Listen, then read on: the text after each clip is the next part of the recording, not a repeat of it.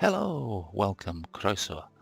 My name is Gareth, and this is the first of a brand new Let's Explore Lord of the Rings Online, or LOTRO if you prefer. And I say let's explore as opposed to let's play because in addition to the traditional let's play elements, just going around exploring the game, trying to complete the game, not possible in an MMO, but we'll give it a darn good try. I also want to take a look at how this particular game is actually representative of Professor Tolkien's world of Middle-earth, and look to see, how closely it resembles the books, where I think it gets it right, and where sometimes possibly it gets it a little bit slightly off color or off base. Also, sort of comparing it to, say, Peter Jackson's movies. I'll say straight away that I think that this game does an awful lot more faithful rendition of the world, even if you can look around here as we pan out. These are the new scenery for characters. This is obviously in the Shire. We're outside Bag End here, and we're looking down where the partridge tree would be, just down here, the party field, etc., looking out over Hobbiton and over there by water. Even though these are not the updated Hobbit models, we're still waiting on those. I still think they do a great job of my little character here, she's a bit more rotund than she would have been in the movies, for example. And this is, speaking of this character, her name is Ffion. She's a level 1 warden, brand new character. And we're going to try and take her all the way from Mickle Delving or Little Delving all the way to Mordor if we possibly can. So we're going to jump right in and see what the game has to offer us.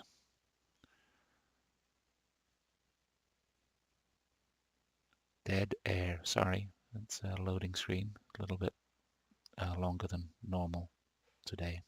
While out for a nighttime stroll in the Shire, there is a certain unpleasant feeling lingering about. Something on the air is strange tonight. Perhaps it is only the unseasonable chill or the great darkness of this particular evening. But surely it is nothing noteworthy, for this is the Shire, and it is rare indeed for any evil to touch this land. I just love that introduction, the exposition here, supposedly by Gandalf. And immediately you get this sense of foreboding, this atmosphere that's set up here for not just this tutorial, but really for the rest of the game. Let's go really into first person for a second. And we'll take a look up and we say, okay, we obviously can't tell if it's unseasonably chill.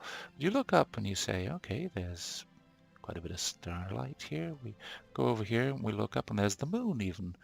And you see there are quite a large number of the Ramnarath, the netted stars, visible. So you say, well, hang on, what do you mean by the Great Darkness? And quite obviously, straight away we're dealing in metaphorical, even metaphysical terms.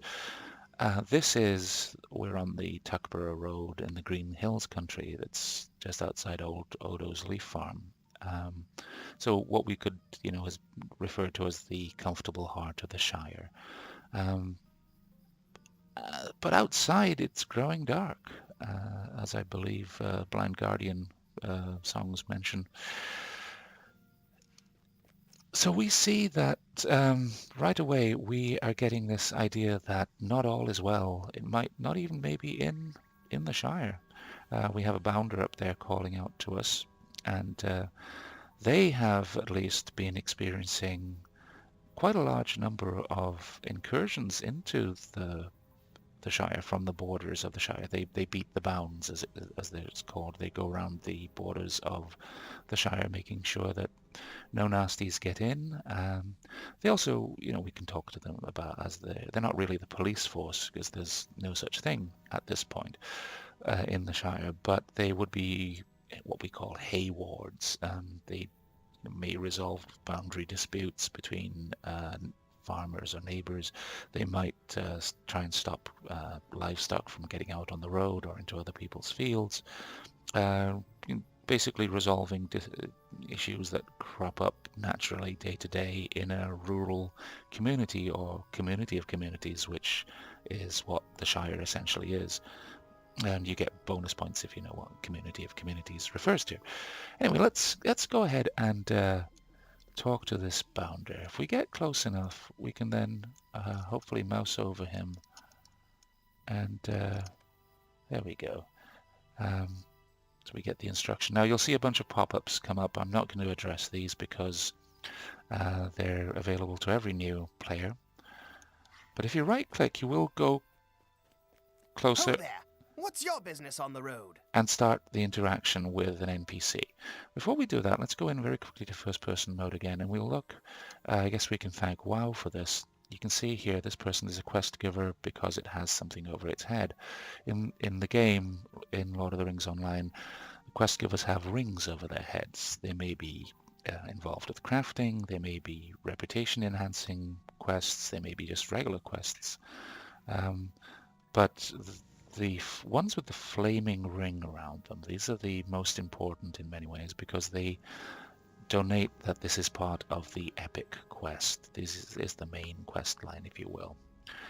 And so we definitely need to pay close attention to these. Now, I'm torn as to whether to voice all the text that's in the quest dialogue, the quest panels here. I'm leaning to not because it's an awfully large amount of text. It's actually well written. You really should pay attention to everything that's in here, and also the wonderful little cameos that we see with some of the speech bubbles over the characters' heads that we'll come across in a moment. But I'm not sure my voice will handle that entirety of the text. Certainly not going to do the voices, which my first exposure to Lord of the Rings and also to The Hobbit before that was my dad reading bedtime stories to me when I was about 7 or 8, and he did some wonderful voices which presaged. Some of them sounded very, very similar to certainly the BBC audio version, play version that came out in the late 70s. Anyway, I digress, as I'm going to a lot. So the Hobbit is essentially startled, but much more comfortable when he realizes he's dealing with another Hobbit. And again, you see this atmosphere. He's a bit of a scare. Something doesn't feel right tonight. Again, we're getting that atmosphere set up. And this is the type of text I was referring to. Again, we get this odd chill, and just wants you to come along. Now, I'm going to do one or two little bits of can I fight? I don't know. We're going to find that out very shortly. I'm going to do... Inside is a spare weapon. You should loot it for yourself, then equip it to use it. I'm going to do a couple of bits of housekeeping. I had the voiceover volume set up fairly loudly so that we could hear Gandalf's exposition. I'm going to drop that right down because otherwise we'll get bugged by a lot of the NPCs. I'm also going to go into the UI settings to do one or two very brief things. Because I'm very egotistical, I'm going to have my character name highlighted. I'm also going to come down, as you see, I'm scrolling very quickly here, all these different options that we have. But the one I'm going to address right now is always loot all. Click accept. And the reason I'm doing that is because if you just click an object, interact with an object, it then brings up a pop-up, and that can get very tiresome that you have to loot.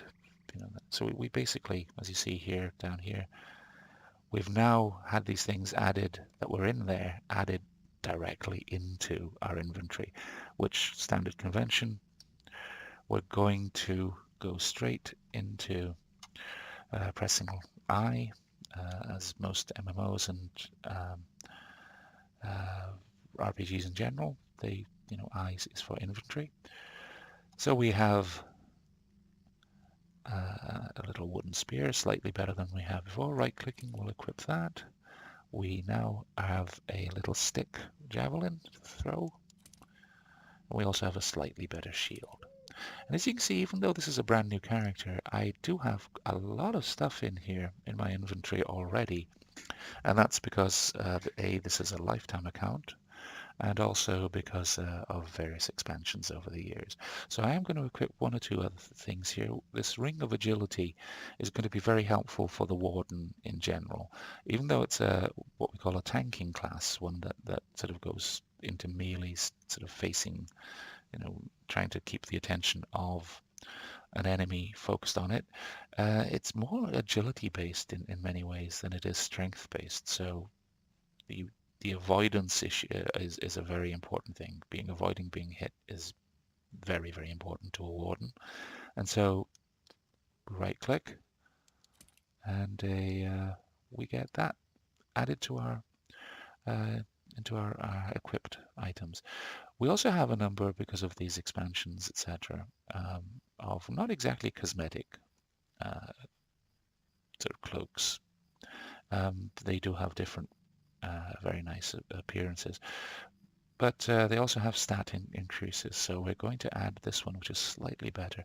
And in typical RPG MMO fashion, the colors over the of the names donate the rarity and how good the particular piece of equipment or weapon or whatever it is. So we'll add that there.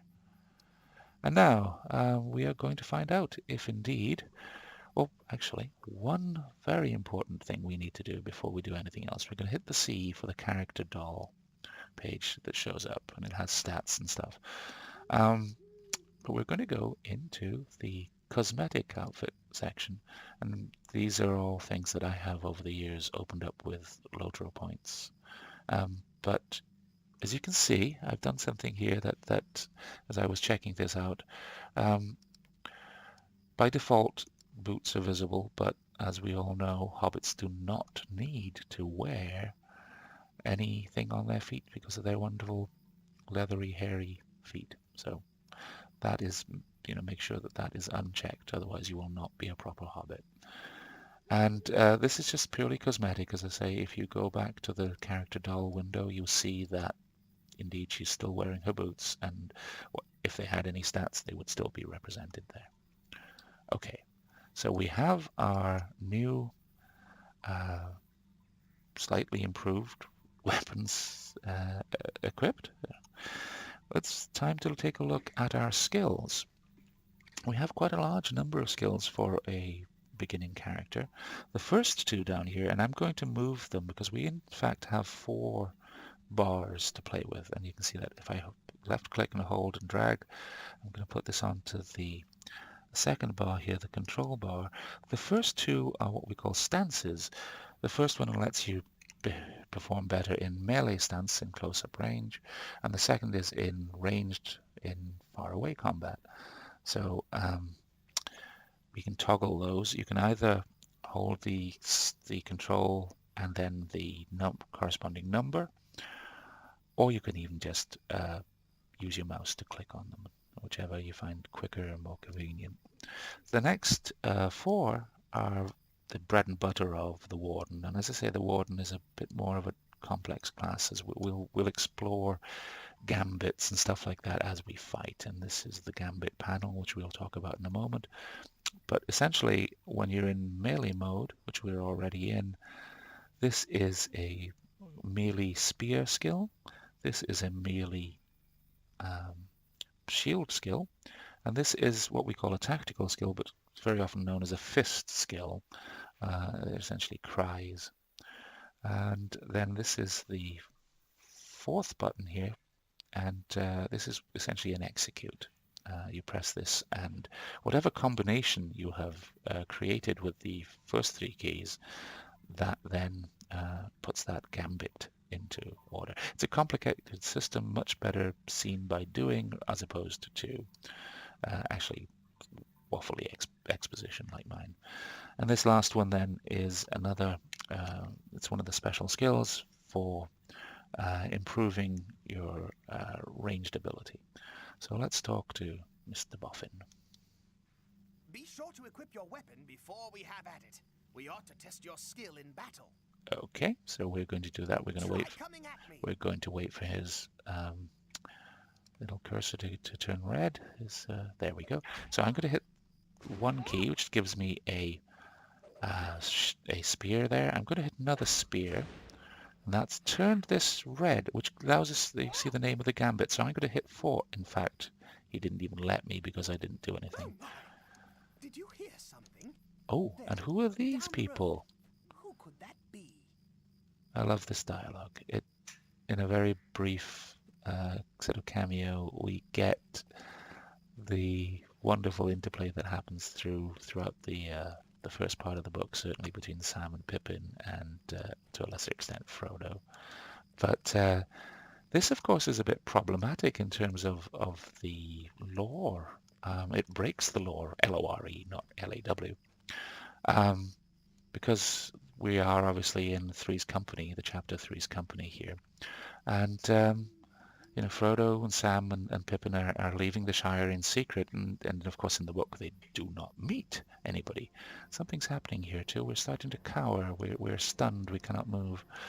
The hobbits are getting worried. They need to leave the safety of the road. Or they think the safety of the road because something is coming down that road. Frodo is very reluctant to leave, as you can see. And what is happening here?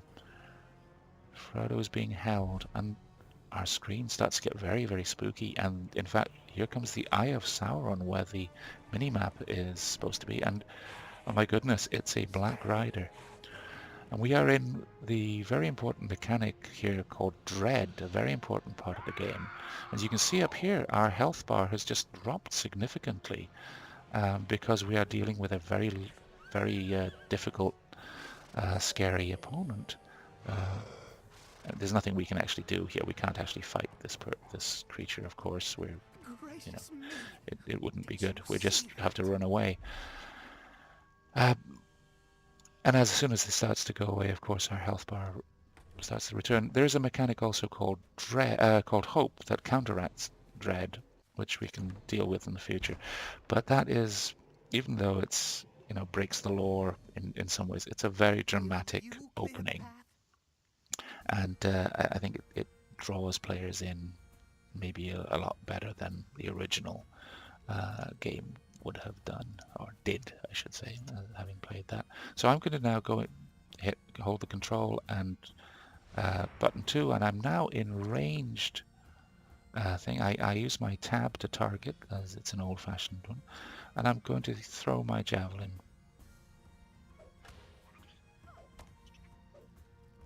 And now I'm going to press that button 4. Okay, I went back into melee. I didn't need to. Okay, so I'm back in ranged. And I'm going to use a cry.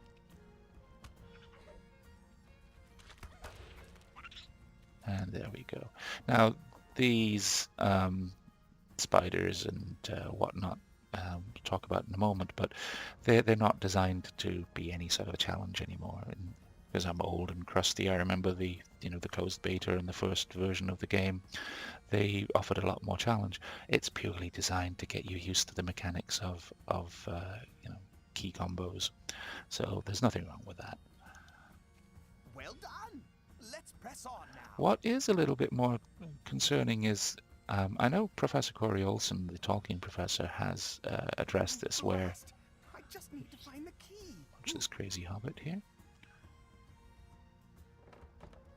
And sometimes they get manic and sometimes they don't at that point. More spiders. So the idea of spiders in the Shire at this point, Professor Olsen has made a very good argument that as the game time progresses, of course things change in the Shire and it gets more. It certainly gets more troubling, and the fact that there would be spiders, wolves, goblins in the Shire is certainly a strong possibility. But as Frodo is leaving, not sure if that's quite right. But again, it adds a sort of an immersive quality. It is an MMO. You have to have fighting at some point to progress for most characters. And so, I really have no issue with that. We're almost safe. Those are famous last words. I think we're almost safe. So there you see as well, very quickly, a brief issue that we have. It's a pathing issue that certain NPCs will run the wrong way for a short amount of time. Now, the game will actually pause here because we're coming up to a triggered event. You saw the drama notification there. And as soon as I run up here, we're going to trigger this event. 2 hobbits are going to come here, Kellandine Brandybuck, and it's a Baggins. But it's a Sackville Baggins. They're in trouble, apparently. They're being chased by men, big folk, brigands. And here's a lovely little cameo again of, just how superior the hyphenated Baggins feel that they are, the hyphenated hobbits. Just adds a little bit of flavour. And I say Kellandine because I'm Welsh, and we would use the hard C. Now, here the brigands are, they think they've captured the correct Baggins, and if we're metagaming, of course, we know that's not the case. Unfortunately, there's not a lot you can do here. You can target these creatures, but you cannot. See, it's an invalid target if I try and do anything with it. So we just have to wait, watch these nasty people hit defenseless hobbits over the head, and eventually they're going to do that to us as well. There we go. There's absolutely no escaping that. And we are whisked away to a black-walled bandit camp in the Bree country, and we are now in the Elder Scrolls. Oh no, we're just in jail. And here we are being taunted by jailers, because that's what jailers do. We cannot escape, and so we're stuck here for the rest of the game. Oh, no, wait. Someone's coming. Hobbits seem to turn up in the most unlikely places. We have a mysterious rescuer. And there is Bounderboffin, and who was that? It is Strider. And again, in the original iteration of this game, we did not meet Strider until quite a ways into the quest line. However, this does not break any lore at all. We know that Strider's in the Breeland. He's watching for Frodo's arrival, and who's to say that he doesn't help rescue different hobbits and different people in distress. So let's talk to him here. Come along, we are not safe just yet. And here's something that you might think at first glance is a little bit disconcerting. Again, we know that there is great secrecy involved in leaving the Shire, and the Rangers are tasked with protecting the Shire, and Aragorn, or Strider here, is going to find Frodo, and yet he says to us straight away, that this Baggins is not the right Baggins being hunted. Well, you think, well, should he even be telling us that? And of course, this is something that will pop up time and time again over the next course of this tutorial, and in the course of the start of the game. We as heroes in training are going to be taken into far more confidence than the normal folk would be. And here we have another piece of drama. A Black Rider is attacking one of the Rangers, Amdir. Poor Strider is having trouble with a gate, because it must be a very high level gate. Here we go. That does not look good for Amdir. And you say, why does he say that and then run away? What on earth? You'd think, having just downed a ranger, Come, hobbits, it is safe now. a bunch of hobbits and even Aragorn are not going to pose that much problem. When you look around, and there's your answer. The fire.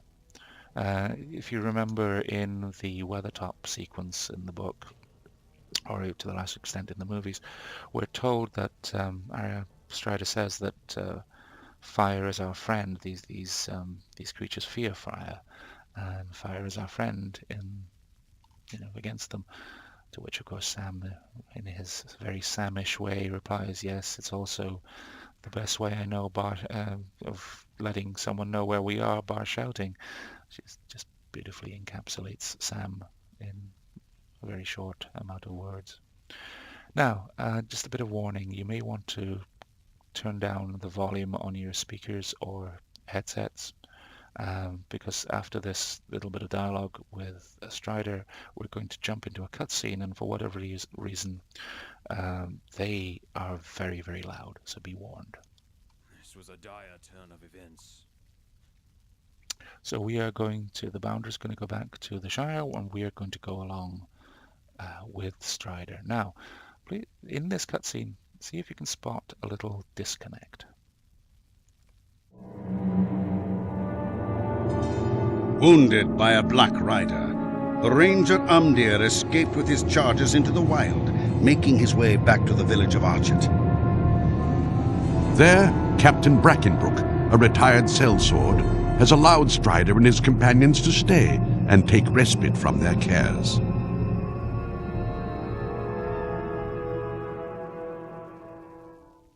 Did you notice that? The first half starts with Amdir escaping into the night, but then it's Strider who's allowed to stay.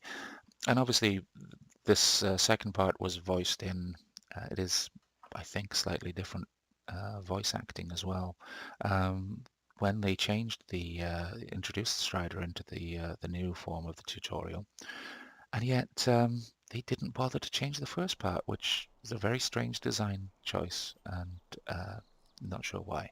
Anyway, that's about enough for today. We've run on quite a long time because that's what I do.